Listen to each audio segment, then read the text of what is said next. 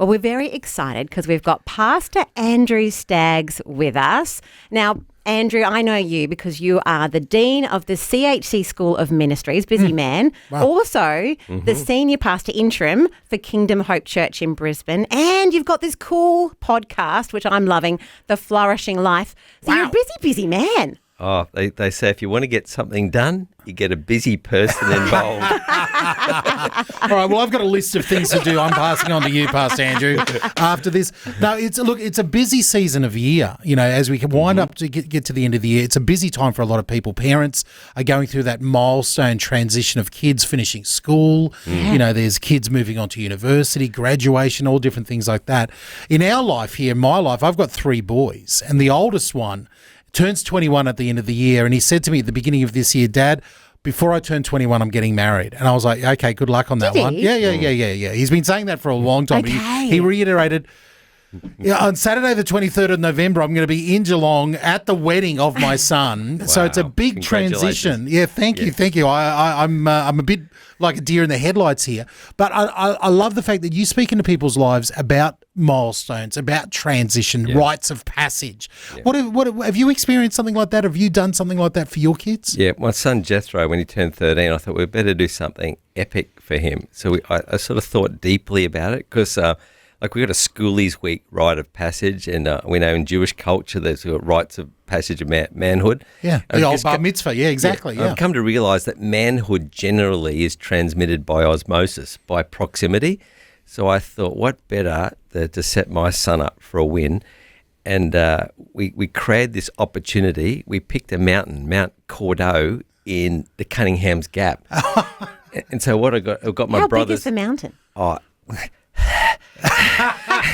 That big. Okay. That big. that with a backpack. Yeah, it was heavy going. So we picked that with the brothers because we'd sort of grown up with a tradition of camping. Wow. With the Okay. men in our family. So I got all my brothers together, Jethro's uncles, and we decided to climb this mountain. And one of my brothers brought his young son on his back, and so we picked this mountain.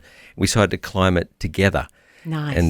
And then what we did was we'd all pre-prepared letters for Jethro. Wow. And so we wrote out something we really admired about him. Oh. And then we all prayed, and we sort of thought we were going to get a picture of how we perceive God or how we interpret God to be looking for his future. And we all bought him a gift. I love it. Wow. Yeah, and so what we did was then we all climbed up this mountain and we created this moment at the top. It was like if you've done any adventure-based counselling, they talk about what they call a peak group experience, Yes. this euphoric moment. And so as we looked at and surveyed this vast panorama, we just opened up these letters and handed them to Jethro. We read them out, and then we gave him his gifts. It was a bit like Christmas, like the three wise men. Yeah. That he was like the chosen one. And it was so emotional, and we gave him gifts, and then we got a chance to pray with him on top of this mountain. Wow, and so it wasn't that's beautiful. it wasn't kind of cheesy No. stuff, but it was kind of man type stuff. And he so appreciated it. I think what happened that day was like the strength was forged, like reinforcing rods into his spirit. Like, I'm Jethro Staggs. This is who I am, and it was like a bestowing of manhood like a mantle. Is this epic enough? I'm quite emotional. Because Yeah. I was there. I want to know what the gifts were because you want light gifts. I see wouldn't you? exactly the same thing. Here's your voucher. Here's your card. Here's your feather. You're not bringing up an Xbox for him on the top of the Well, mountain. one of them was a Leatherman, like a multi-purpose tool, That's like, a very like manly $200 or gift. $250. It's one of those That's things a that manly. he will then transfer and pass on to his Oh, son. that's Love it. clever. But one of the most interesting gifts was we backpack. My brother Jono had got this big heavy box. No. And then he just said to Jethro, he said, "Oh mate, I didn't bring my backpack. Here, can I just shove this in yours?" And it sort of weighted him down. So he had to carry his own gift to the top it's a of bit Mount Cordeaux. biblical. Yeah. And so, well, that's exactly what I was thinking. He's thinking, who's the sacrifice? But we got up the top and he finally opened it. It was a wooden box with a vintage bottle of red wine. Wow. And Jono wrote in this letter about, like, your life, mate, is going to be like a bottle of, like a red boutique Shiraz.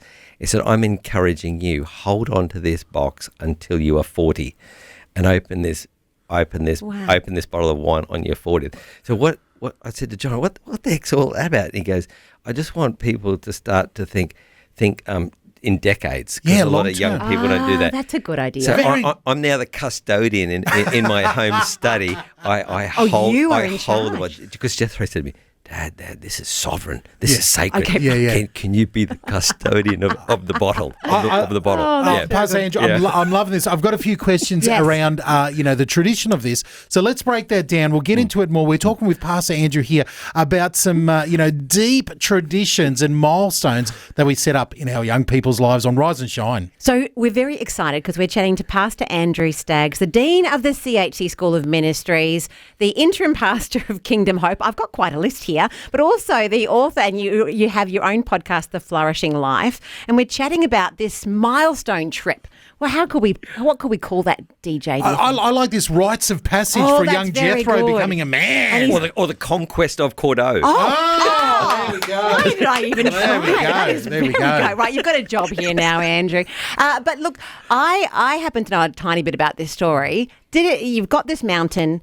There's the 3 big bucks and Jethro and the youngest cousin on the way. Did it all go perfectly well? It was almost aborted right from the word go, because around that time there'd been some mini cyclones around, and I think half the side of Mount Cordeaux had been washed away. Oh no! So as we approached it, there was a barricade there. It says closed. That's it. And so the immediate thought was we just got to turn around. I said, no. Part of a rite of manhood is to assess risk. Okay. And we said this, how about we will proceed, because our name is, we're known as boundary breakers, non-conventional. Like you could say we could say we have an entrepreneurial spirit. That's one way of putting it. And actually, by osmosis, that's part of our brand. I said, how about we do that? While it says closed, let's continue and we'll keep assessing each risk. At each step. Yes. So we sort of come about 2/3 up, and there's a massive washout there, and there's a series of boulders. So we sat back, and one of my other brothers watched out. And he said, got beside Jethro and just said, mate, okay, let's have a look. What do you see?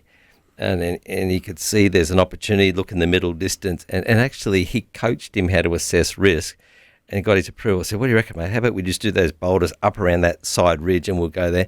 He goes, yeah, okay, we'll do that. And I actually just realised in hindsight, that was teaching him that not every barrier has to be accepted in life. Wow. And now watching him now, he's about to get married himself. Wow. Just watching, I think that was a fundamental learning in his life that not every no means no. Wow. Yeah. I like it. Now, is this is the first time you did it, for Jethro. Is this a tradition that's going to get passed down? Is it a tradition that you experienced beforehand? Did your dad do something like that? Brand new. Okay, so is it something that the other brothers are going to continue with their children? Yeah. My brother's done a similar thing with his son when he just turned 13. So I thought that was good. I've got a daughter, and so we did something different with her. Yeah. But I'd say I've told other guys just by sharing, and they've adopted a similar thing. Like Schoolies Week was another big tradition for us. I thought was part of the original group that set up Red Frogs. Yeah. And then my daughter was 4 at the time. And I'd come home when the sun came up. Where you been, Dad? I've been to Schoolies Week. She goes, what's Schoolies Week? I said, something you will never, ever know about. But I made a promise then. I said, I will take you anywhere in the world for 2 weeks as long as you don't go to Schoolies Week. Done. As dads know, when you make a promise to kids, they always remember? 100%. Oh, yeah. They remember. And so we went to New York City. Wow. And then my son Jethro said, oh, Dad, it's my turn. Will you taking me? I thought, oh, this is the gift that keeps on giving. Yeah. And we found in our cohort of parents, they started doing similar things. Okay. Fantastic. Because I thought, you just can't let society just sort of dictate your life on autopilot. Our job as parents is to sort of chart new pathways that reinforce our values. So I should run a travel agency on the side and got a 20% commission. Isn't that the great commission? 20%? No, listen. You could get free trips, I think, by that point. Pastor Andrew, I'm loving this, and we could talk about this all day long, but I think that's a great place to leave it, where, as parents, we have been charged by God to set up the traditions, to set up the way that they should go, and I love the fact that you are proactively doing this. I think it's a great challenge for all of us who are seeing young kids coming. And you might be listening going, hey, my kids are well and truly grown. Hey, you got grandkids on the way. You got nephews or nieces. You could be that uncle or that grandparent that steps in and starts a new tradition like you've done, Pastor Andrew. I love that. Be intentional. I say just be intentional. Don't drift. Oh, let's go. Conquest Cordeaux.